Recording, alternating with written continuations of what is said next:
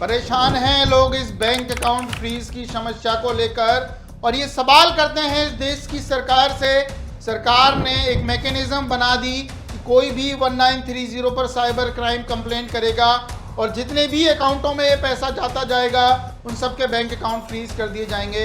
एक बच्चा अपने टीचर को अगर ट्यूशन की फीस देता है और वो ट्यूशन की फीस वो गेम में पैसे जीत कर दे रहा है तो टीचर का भी बैंक अकाउंट फ्रीज हो जाएगा।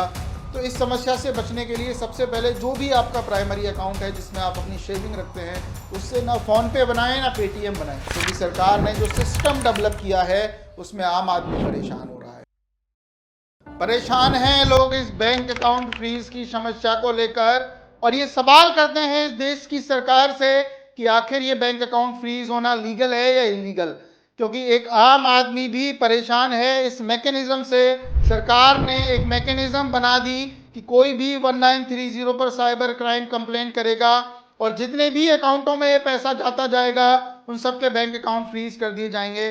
चाहे एक टीचर ही क्यों ना हो, एक शॉपकीपर ही क्यों ना हो, एक बच्चा अपने टीचर को अगर ट्यूशन की फीस देता है और वो ट्यूशन की फीस वो गेम में पैसे जीत कर दे रहा है तो टीचर का भी बैंक अकाउंट फ्रीज हो जाएगा। अरे साहब, टीचर की क्या गलती उस बैंक अकाउंट फ्रीज होने में? इन सभी पहलुओं पर इस वीडियो में हम लंबा और अच्छा डिस्कशन करेंगे और ये जानेंगे कि इस मैकेनिज्म में आखिर होता क्या है। ट्रेडिंग की वजह से, चाहे वो बाइनेंस हो, चाहे कोई भी गेमिंग एप्लीकेशन या कोई भी एक सामान्य व्यक्ति जो पेमेंट ले रहा है उसका भी बैंक अकाउंट फ्रीज हो जाता है।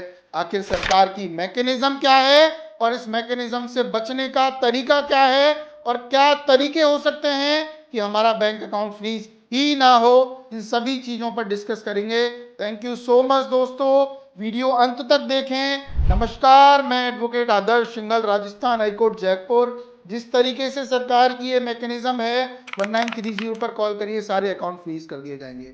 इसकी बात उठ रही है कि ये लीगल है या इलीगल। इंदौर में, केरला में, अलग अलग जगहों पर अब स्ट्राइक और हड़तालें शुरू हो गई हैं जिनमें वो यूपीआई पेमेंट को लेना ही बंद कर रहे हैं, क्योंकि सरकार ने जो सिस्टम डेवलप किया है उसमें आम आदमी परेशान हो रहा है।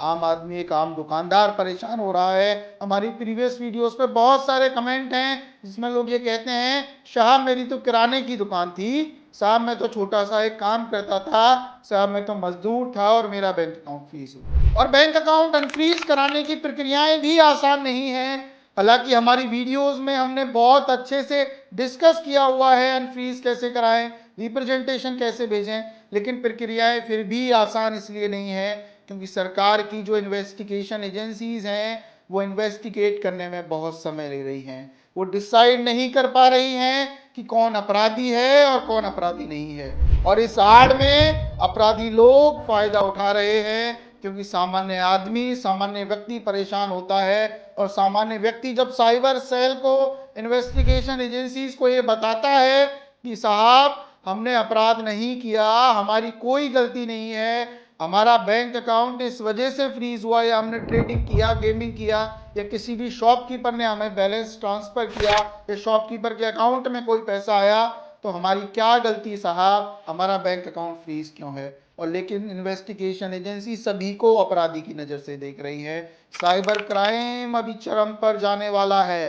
साइबर क्राइम की ये शुरुआत है, ये दुनिया देखेगी कि कलयुग में साइबर क्राइम की क्या क्या मायने हो सकते हैं। चाहे हम शोज की बात कर लें, इंटरनेट पे जिस जिस तरीके के एक्ट हो रहे हैं या शोज चल रहे हैं, चाहे हम इंडियाज गॉट लेटेंट की बात करें या अलग अलग शोज की, सभी ये पार्ट ऑफ साइबर क्राइम है क्योंकि इन पर इंफॉर्मेशन टेक्नोलॉजी एक्ट भी लगता है। इन्हीं की आड़ में लोग क्राइम भी कर रहे हैं। बैंक अकाउंट फ्रीज के लिए स्पेसिफिक हम बात करें तो आपको सबसे पहले ये बात समझने की है कि अनफ्रीज कराने के लिए आपको डिटेल्स कलेक्ट करना, रिप्रेजेंटेशन भेजना, लीगल नोटिस भेजना, और कोई भी ना सुने तो रिट फाइल करना, जो कि प्रीवियस वीडियोस में हमने अच्छे से डिस्कस किया। लेकिन इस वीडियो में हम ये बताने वाले हैं कि आपका बैंक अकाउंट अगर फ्रीज होता है तो ये लीगल हुआ या इलीगल। देखिए, अगर आप जेन्युइन हैं, आपने रिप्रेजेंटेशन दिया है, आप इन्वेस्टिगेशन एजेंसीज के साथ कोऑपरेट करते हैं, इन्वेस्टिगेशन एजेंसीज को प्रॉपर प्रूफ, दस्तावेज और डॉक्यूमेंट प्रोवाइड करवाते हैं, और फिर भी वो आपका बैंक अकाउंट अपनी मोनोपोली और दादागिरी की वजह से फ्रीज करके रखते हैं, तो 100% इलीगल है, क्योंकि आपका बैंक अकाउंट फ्रीज अगर हुआ है तो ये वायलेशन है, हनन है आपके मूल अधिकारों का भी। इसीलिए हम हाई कोर्ट में रिट लगा, क्योंकि सरकार ने और दुनिया भर की गाइडलाइंस है इन्वेस्टिगेशन एजेंसीज की, हाई कोर्ट के जजमेंट है कि आप बैंक अकाउंट को फ्रीज तो कर ही नहीं सकते, और लीन भी एक पर्टिकुलर टाइम तक कर सकते हो जब तक कि आपके केस की इन्वेस्टिगेशन चल रही है। और जिसकी भी कंप्लेन विड्रॉ हो गए उन सभी को एनओसीज प्रोवाइड करवाई जाए, नो ऑब्जेक्शन सर्टिफिकेट प्रोवाइड करवाए जाए। लेकिन फिर भी ये लोग फ्रीज रखा जाता है हमारे बैंक अकाउंट्स को, जो कि 100% इलीगल है अगर आप अपना रिप्रेजेंटेशन सबमिट करते हैं। क्योंकि इन्वेस्टिगेशन एजेंसीज बैंक अकाउंट को फ्रीज करके नहीं रख सकती, उनका ये अधिकार ही नहीं है, क्योंकि आम आदमी कितना परेशान हो जाता है इस बैंक अकाउंट फ्रीज की समस्या को लेकर। कलयुग में अगर आपका बैंक अकाउंट फ्रीज ही हो गया, आपके पास कुछ नहीं बचा, आपके फंड ब्लॉक हो जाते हैं, आपकी मेहनत की कमाई बंद हो जाती है। 100% इलीगल है ये काम करना अगर कोई भी बिना वजह बैंक अकाउंट फ्रीज है। अब बात ये करते हैं कि इस समस्या से बचा कैसे जाए। तो इस समस्या से बचने के लिए सबसे पहले जो भी आपका प्राइमरी अकाउंट है जिसमें आप अपनी शेविंग रखते हैं, उससे ना फोन पे बनाएं ना पेटीएम बनाएं। क्योंकि कोई भी व्यक्ति अगर फोन पे पेटीएम में आपको ट्रांजेक्शन भी कर देगा तो उसका फोन पे पेटीएम की वजह से फ्रॉड मनी आपके अकाउंट में आ गया तो आपका अकाउंट फ्रीज और लीन कर दिया जाएगा।